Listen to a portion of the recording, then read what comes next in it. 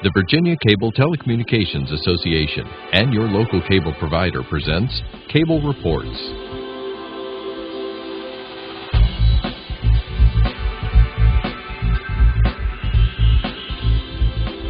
Join us now as Cable Reports brings you up to date on current issues facing the Commonwealth through discussions with your local legislators and other policymakers from across Virginia.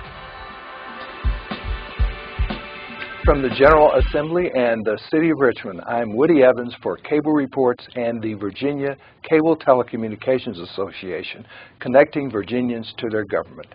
And in this special edition of Cable Reports, we're pleased to connect you with Todd Haymore, Secretary of Agriculture and Forestry. Good to see you, sir. Woody, thanks for having me. Good morning to you. We were talking earlier about a headline I saw recently that says the 21st century belongs to soybeans. Can you tell us why?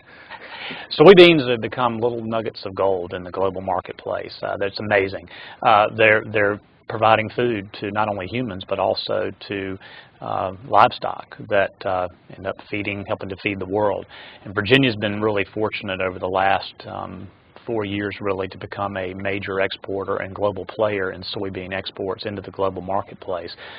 China in particular has been an incredible consumer of agricultural products, mostly soybeans. In 2010, we did about $150 million worth of exports. $150 million? $150 million of agricultural and forestry exports from the Commonwealth of Virginia to China. This past year, we did about $650 million. Wow. Now, a lot of that was driven off of soybean growth. Some of it was pork, other livestock products, and tobacco and others, but soybeans were the driver. And it really is because they're such a source of food, not only for humans, but also for livestock. And it ties back in greatly to the agricultural initiative that we launched in 2010 under Governor McDonald to promote agricultural products in the global marketplace. Soybeans just happen to be taking the lead for a lot of different reasons as countries, particularly emerging, developing countries, but even countries that are fully developed like China, as their populations grow, as people have more disposable income, and the countries themselves have more purchasing power, they're looking to buy high-quality U.S. products, and the United States is in a position to help feed the world. The soybeans that are going from Virginia and other states into the global marketplace are playing a vital role in helping to meet those demands from countries like China and others. But soybeans are definitely driving the exports from the Commonwealth of Virginia as it relates to agricultural and forestry products. So what kind of return on investment do we get on those kinds of exports? Well, it's really important. Exports are really an economic development and job creation catalyst. There was a study done, a federal study done about 3-4 years ago that said for every dollar agricultural export from a state, there's a $1.40 return. $1.40? $1.40 return. So every time a dollar in agricultural products leaves the Commonwealth of Virginia through our great port system, there's a $1.40 return from that port all the way back to the farm. It's a pretty good return on investment. And the numbers that I throw out about that, just to add a little context to it, is over the last few years, we've reached all-time record highs for agricultural exports from Virginia. In 2012, the last year we have all the data from, we had $2.61 billion in agricultural exports. That was an all-time record, and again, we've been beating that over the last few years. If you take $2.61 billion and just do the simple math of a dollar out, $1.40 return, it would put you at $3.4 billion coming back into Virginia. A 40% return. Exactly. I tell people I have an MBA, but you don't need an MBA to realize that's a really nice return on investment. And it's one of the reasons that we're pushing so hard to expand Virginia's position in the global marketplace through these increased trade offices that we opened around the world and having boots on the ground, not only here in Virginia, but also around the world to tell the Virginia story, tell the great products that we have for sale, the great producers that we have, and the great port system. All that rolled together makes for a pretty compelling story, and it gives us the opportunity to put more of these products in the global marketplace so we can have more return on that investment for our producers and everybody along that business chain, because again, it starts at the port, And so there's a lot of people, a lot of companies along that business chain from the Port of Virginia back to a family farm, say in Pennsylvania County where I'm from, or Highland County or wherever. So they're touching those along the way, and everybody's benefiting from it economically. Now that Port of Virginia is critical to commerce throughout the Commonwealth, and we have a real competitive advantage right now in terms of our ports. We do. The Port of Virginia, whether it's the port, the actual seaport, the inland port at Front Royal, and then our airports at Dulles in particular, we have such a great port system. I've told my colleagues and the Secretary of Transportation over the last 4 years in McDonnell and now in the McAuliffe administration, other than the Secretary of Transportation, there's probably no greater advocate for the ports than I am, because of the export initiative that we launched under Governor McDonnell and continuing to build on in Governor McAuliffe. The port it's natural deep water. We have the competitive advantage right now over other ports on the East Coast. For when the Panama Canal expansion is completed next year, we're going to be able to take those post-Panamax vessels, those really large super vessels in Virginia, where other ports along the East Coast are going to have to continue dredging and doing things at their ports to get them prepared for that. So we're ready to go. I don't want to call it turnkey, but we're pretty close to turnkey. And again, that gives our producers more opportunities to get their product in the marketplace, more opportunities for our exporters and everybody else on that business chain. And now that we have international trade offices in places like China, the United Kingdom, Russia, India, Canada, Mexico, those trade offices are telling the Virginia story, talking about the products that we have, bringing together the sellers and the purchasers to help facilitate deals. That product is going out of our ports. And so again, you see the economic impact there, not only at the port, but all along that business chain. So we're really proud of the role that the state of Virginia is playing in facilitating more economic development and job creation opportunities through our agricultural and forestry exports. So we actually have people populating those offices in those various countries, selling our message, so to speak. We do. In 2009, we had one international trade office for agricultural and forestry products. It was in Hong Kong. Well, I'm sorry, the world's a lot bigger than Virginia and Hong Kong. So when Governor McDonnell came into office, we launched the Agricultural Export Initiative, and part of that was telling the Virginia story, not only through gubernatorial trade missions and secretariat trade missions and staff, but we worked with the General Assembly to get funds to create offices in these international locations, high growth areas of the world where population's booming and income is rising. China comes to mind, India, obviously Europe's always been a great customer, but we now have 9 trade offices around the world where people are telling the Virginia story and facilitating more export growth. I mentioned in 2012 exports reached an all-time high of $2.61 billion. On March 6th, we'll announce the export figures for 2013, and the numbers are still being looked at pretty closely, but I think we're on target to have a very nice increase once again on agricultural exports from the state of Virginia, and a lot of that has to do with those boots on the ground. People in China, people in India, people in Europe, Canada, Mexico, telling them about Virginia products, bringing together buyer and seller, and helping facilitate those deals. Now, we're producing outstanding products, and to a certain degree, the story sells itself, but it never hurts to have that face-to-face interaction with a potential customer about Virginia. And typically, we're finding that when you talk about a certain product with an export customer, that conversation leads to other opportunities. Soybeans are a perfect example. We have a company in China that's been the catalyst for buying most of the soybeans into China over the last few years.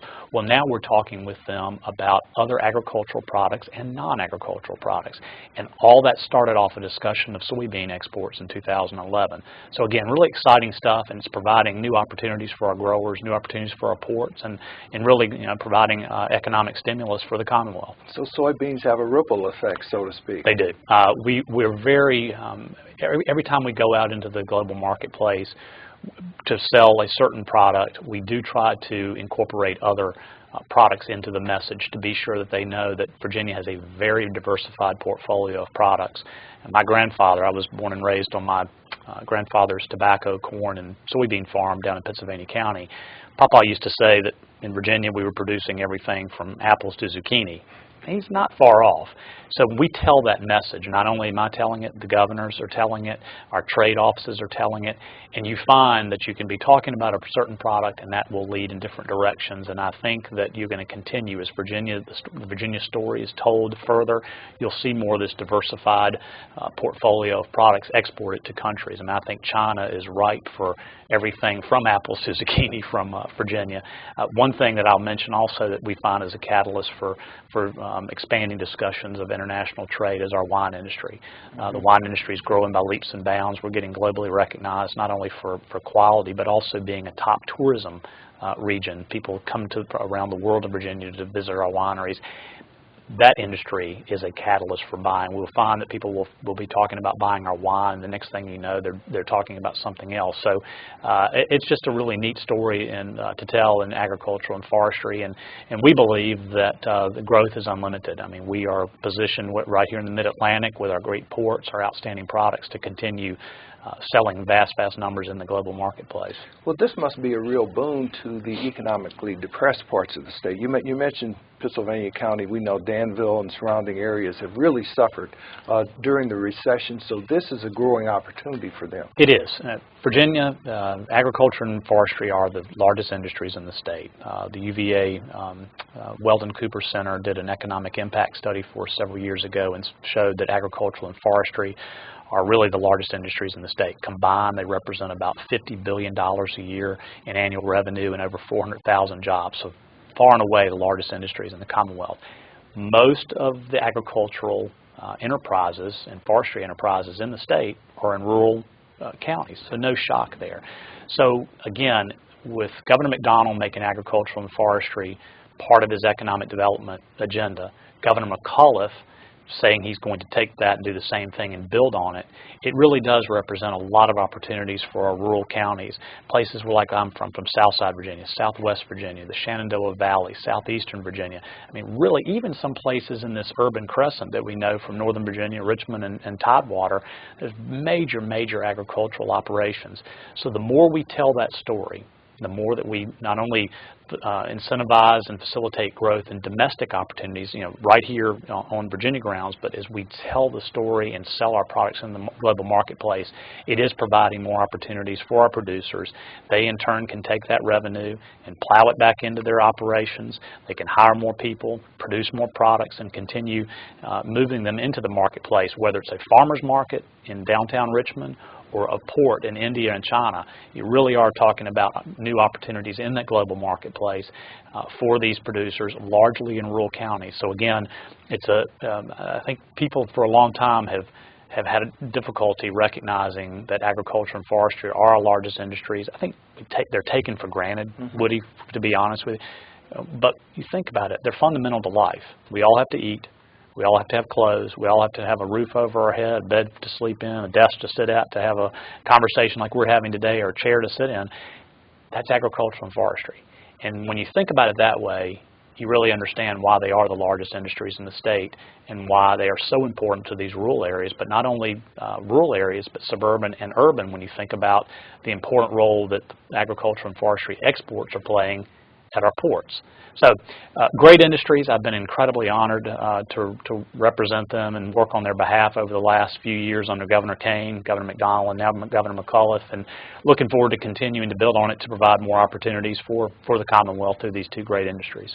Paint a picture for us, if you will, of the typical farmer in the Commonwealth, if there's such a person or family. The typical farmer is in his mid to late 50s. He's operating on about 170 to 180, 190 acres of land. He's diversified, he or she, I should say that too, that they're producing more than one crop, multiple crops. In some cases they may be doing row crop and livestock.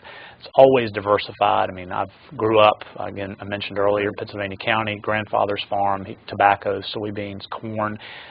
So he was diversified there with rotations. At the farm was about 150 acres or so. So, even he was a sort of a typical Virginia farmer before there was this study that I mentioned earlier showing where we are today.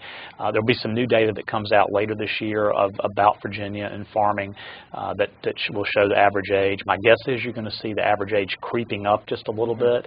The farming community is getting older, and you're seeing more.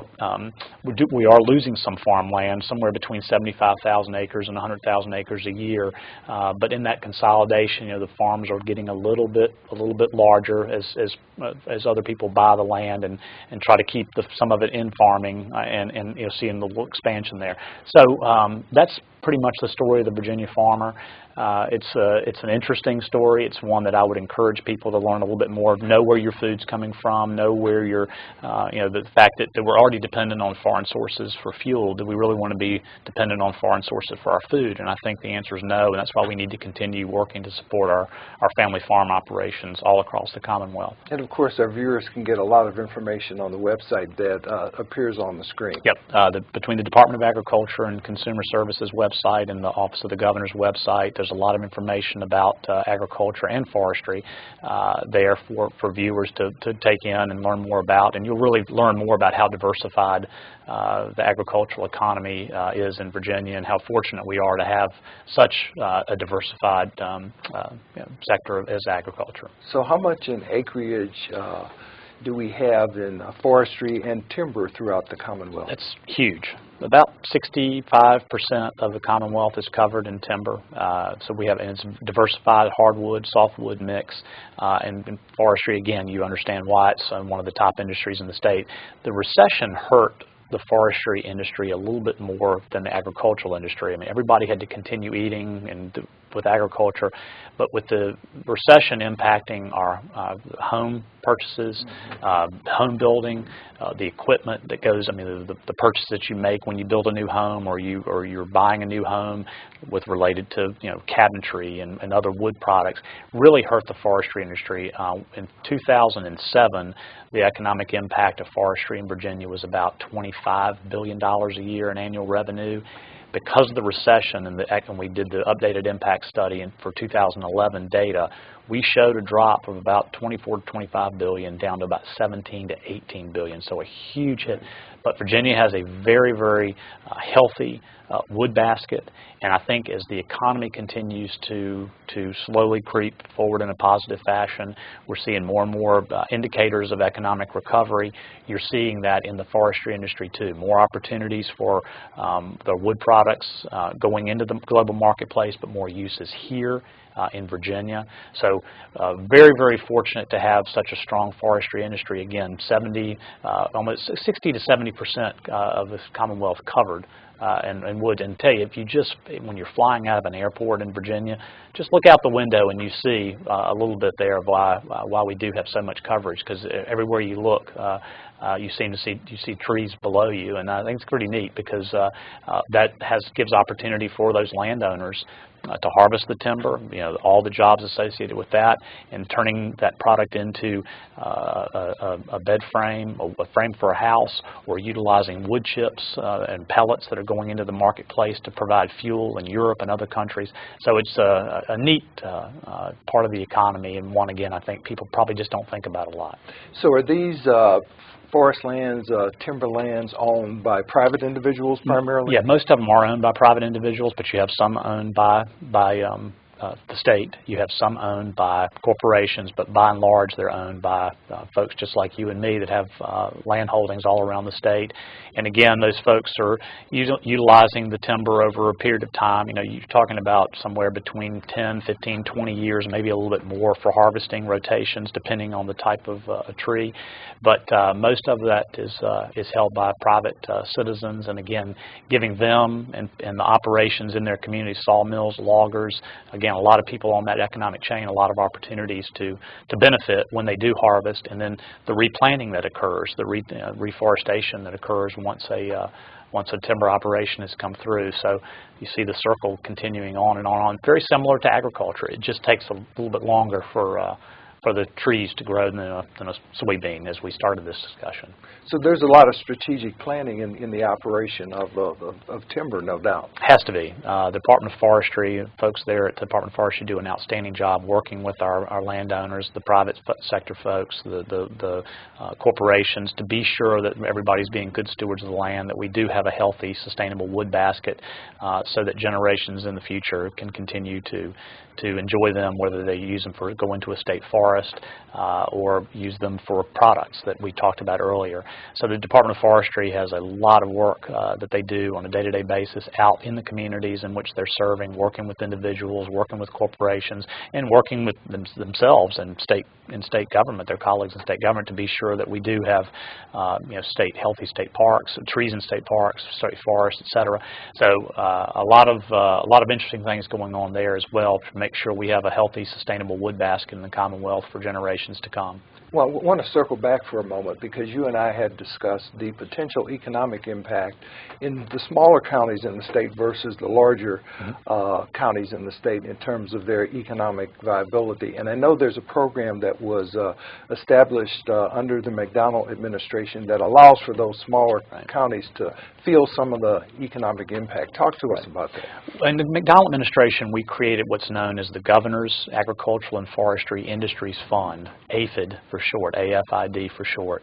And it really is, it's an economic development incentive fund for agricultural and forestry operations in these localities. And it's not only designed to help bring new business and industry to the state from other states or from foreign countries, but it's also designed to help existing operations grow and prosper.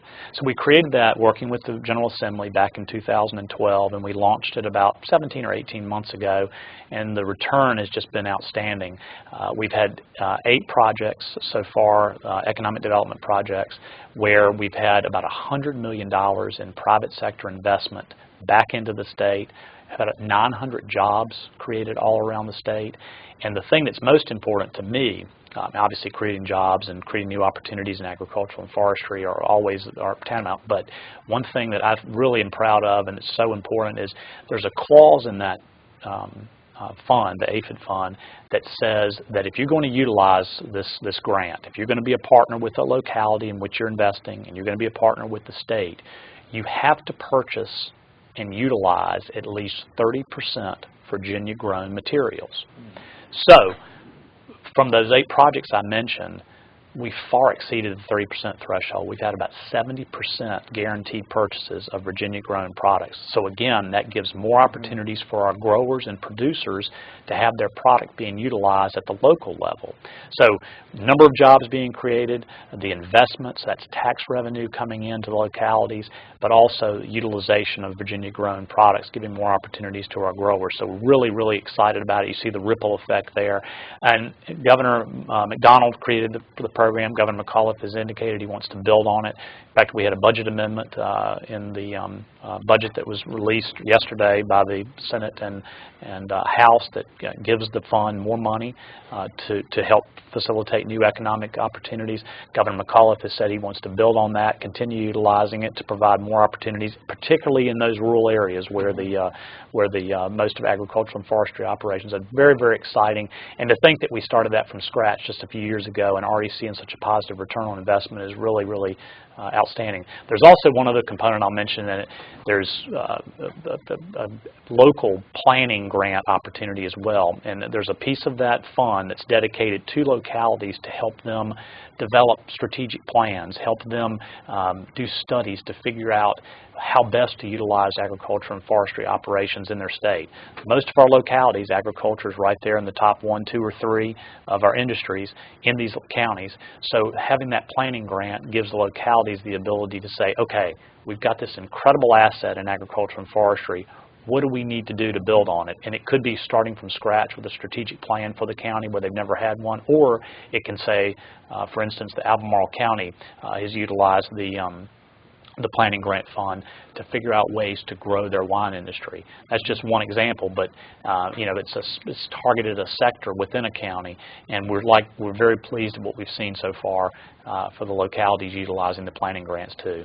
You must have been very pleased with last year's legislative effort that resulted in a sustainable and consistent transportation funding bill, because obviously economic development is dependent upon that. I know there are criteria that are going to be established in terms of priorities, for example, congestion, safety, but of course economic development is not far behind, especially as it relates to your industries. Right.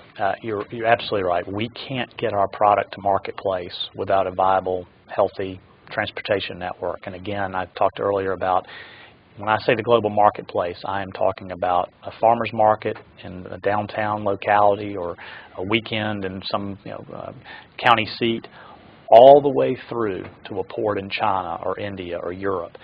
And you have to be able to get your product from the farm, from the agricultural or forestry operation, to that farmer's market or to that port. So people don't think about, when you think about traffic and transportation, you typically think about, again, these larger urban areas, the Golden Crescent.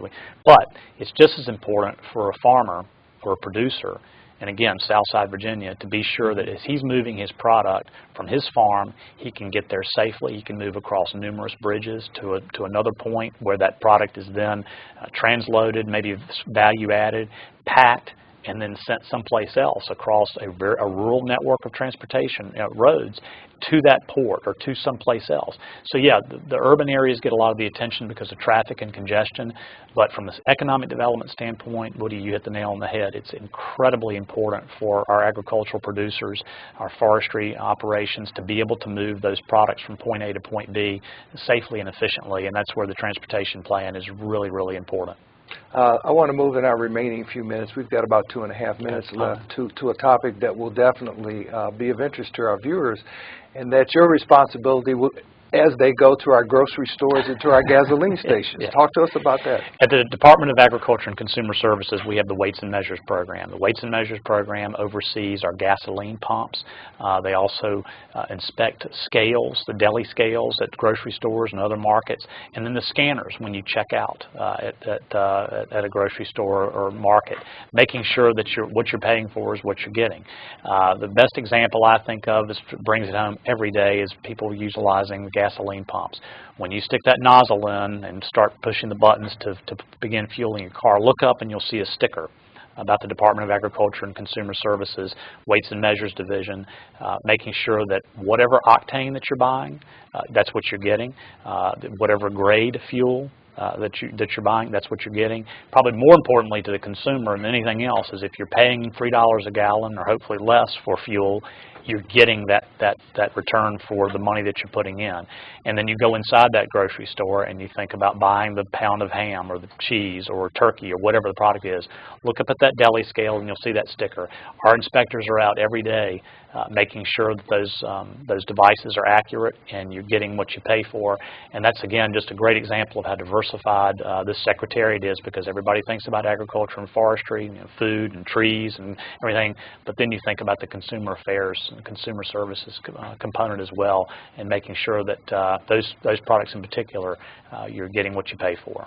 Well, thank you for being here today. We appreciate your time. Todd Haymore, Secretary of Agriculture and Forestry. Woody, keep up the good work. Thanks, Woody. Thanks for having me. Thank you for watching a special edition of Cable Reports brought to you by the Virginia Cable Telecommunications Association, connecting Virginians to their government.